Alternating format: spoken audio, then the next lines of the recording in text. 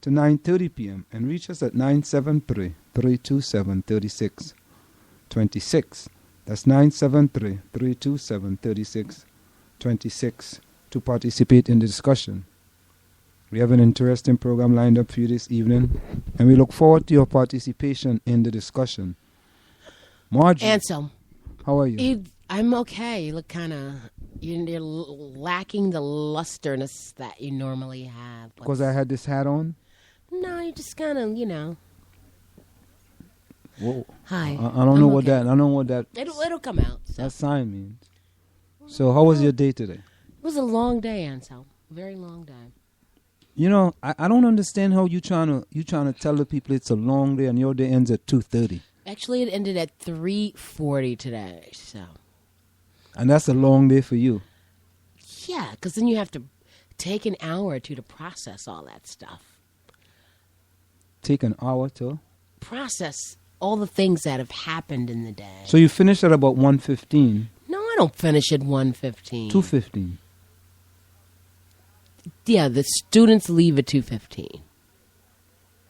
So the school bell rings at 2:15.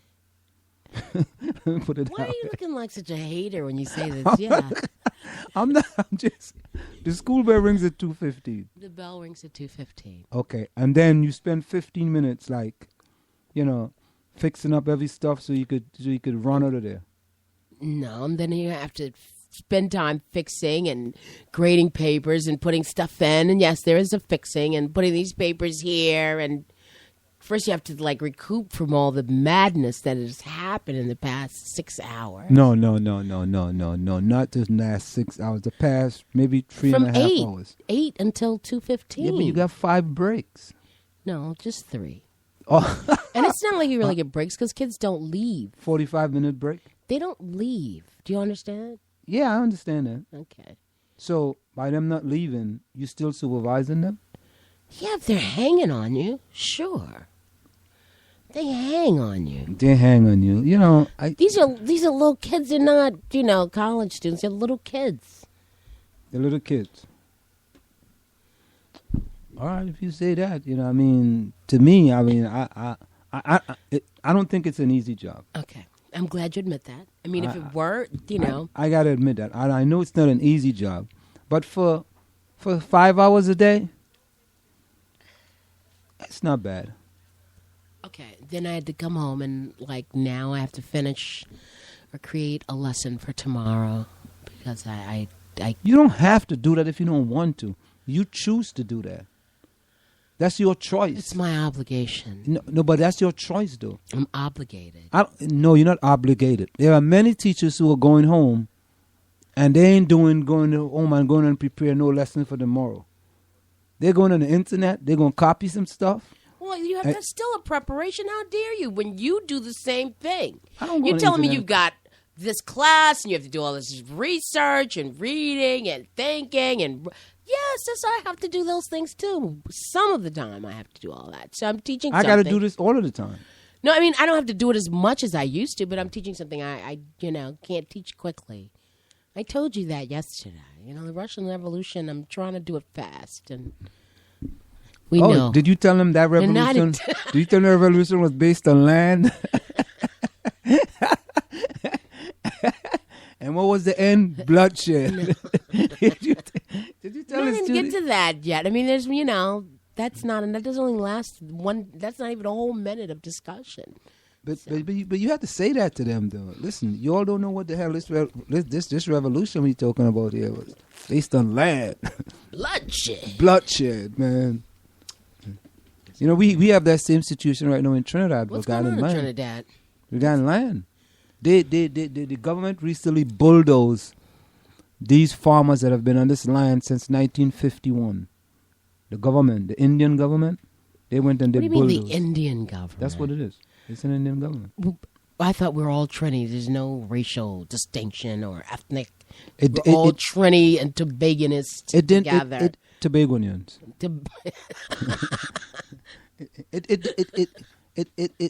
It used to be that way. Oh, and it's not like that anymore. No, things have changed. Well, read the local news. You can shed some information on this for me. Yeah, absolutely, absolutely. You know, and they had one guy who was in charge of, it's called the Chaguaramas Development Authority, where this land is located. And an Indian guy, he went on to Facebook and calling people niggers and that stuff. Get out of here. Yeah, so he had to resign. He resigned today. You know, but that's the thing that we going through in the country, man. You know, but you know the sad thing about it is that. But why does it have to be a racial thing rather than a class situation? No, it's racial. It's not class. It's got to be class. Everything is rooted in some No, class. it's not class. It ain't class. Because there's a lot of poor Is it Indians not? too. There's a lot of poor Did you Indians. do anything for St. Patrick's Day? And you don't have any green on. You got brown. You know, what's up with that? Why would I celebrate St. Patrick's Day? Because we live in a diverse community. I mean, I don't have And, anything you know, against St. they Patrick. only have one day. We have a month. God. You don't want to give it to them for one day? One day of revelry and drinking and happiness? You know, you got 28 days to be black, but you got one day. You, The Ides of March. you got to add drinking in there, huh?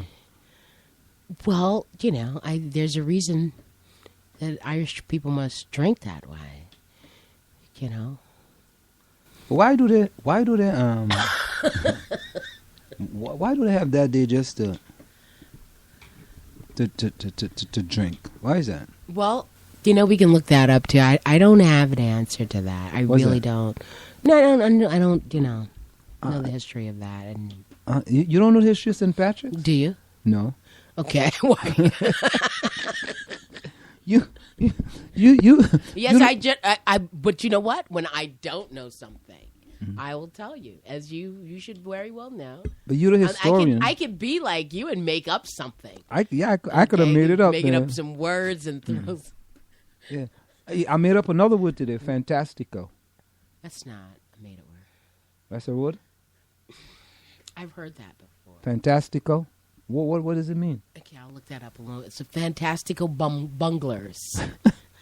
Oh, we got to get to the bunch of bunglers just though. Okay. By the way, local news: South Orange Maplewood to hire Ramos as superintendent. Yes. The South Orange Maplewood Board of Education announced tonight that they plan to hire Dr. John Ramos, currently the CEO and principal of Middle East International School in Doha City, Quetta. So he ran away to the Middle East. That's cool. Yeah, as the new superintendent of school. I wonder if they come back here for the interview. Fantastico is fantastic in Spanish. Fantastico is what? Fantastic in Spanish. So I know some Spanish. I thought I just pronounced that seriously. I never know there was a word like that. Fantastico. That's fantastic. Ramos has served as Deputy Commissioner of Education in the state of Connecticut and the superintendent of school in both Watertown, Connecticut and Bridgeport, Connecticut. Mm-hmm. Board President Wayne Eastman said that Ramos will be visiting from Quetta in April, with a tentative committee forum set for April 7th from 7:30 to 9 p.m. Besides meeting with various groups within the community and the school district, Ramos will also be visiting each school. Eastman said that Ramos will start work on August the 1st, 2015. Although the contract is not finalized, Eastman said it will be a 4-year, 11-month contract. Ramos will be paid $177,500 a year per annum per the state salary cap. You know, these guys got it good, man. He's signing a 4-year contract.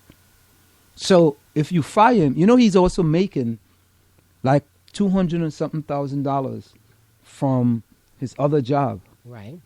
which he's going to collect until he's 65. That was in 2011. And I think he was 56,